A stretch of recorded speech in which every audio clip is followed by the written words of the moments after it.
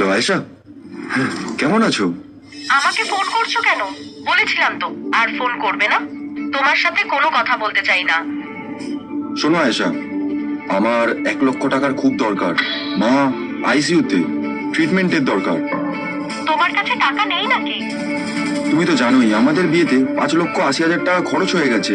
আমার পুরো সেভিংস শেষ হয়ে গেছে, আর বাড়ি আর গাড়িও তোমার নামে। তাই আমার কাছে কিছুই নেই। মায়ের ট্রিটমেন্টের জন্য এতগুলো টাকা আমি কোথায় পাবো বলো? শোনো আরিয়ান, ওই সব কিছু আমার, আমি তোমায় 1 টাকাও দেবো না। ঠিক আছে, আমি জানি ওগুলো সব তোমার, কিন্তু আমার টাকার দরকার।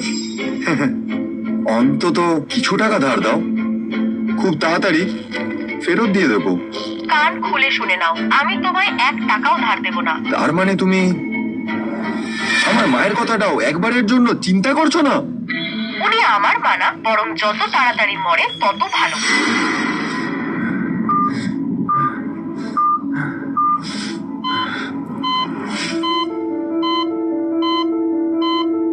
মা, বাবা মারা যাওয়ার পর তুমি একাই আমায় বড় করেছো, আমাকে একটা সুন্দর জীবন দিয়েছো। এবার আমার পালা, আমিও তোমার কিছু হতে দেব না। অর্ডার ডেলিভারিতে লেট হচ্ছে, ফাইন হবে। মাকে বাঁচাতে হলে ফাইন দিয়ে টাকা নষ্ট করলে চলবে না।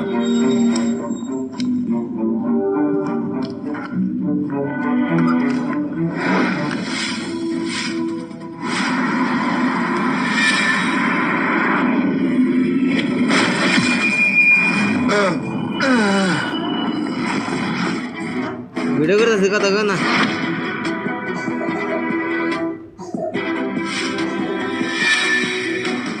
ভিডিও করে সার নেট ছাইরা দিব, দুই ভাইরাল হই নাকি লাগেনি তো? হ্যাঁ, আমি কি ভুল দেখছি? বাইরে হরো আদা না হ্যাঁ? কত উঠতাছ তুমি হই হ্যাঁ? মোর কি ভিডিও করে আনিস? হ্যাঁ? বাহ, কি সুন্দর, কি সফট।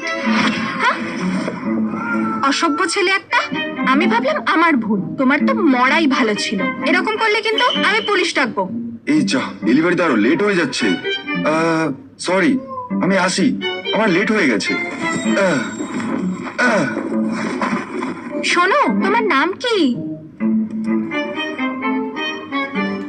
ছেলেটা বেশ অদ্ভুত।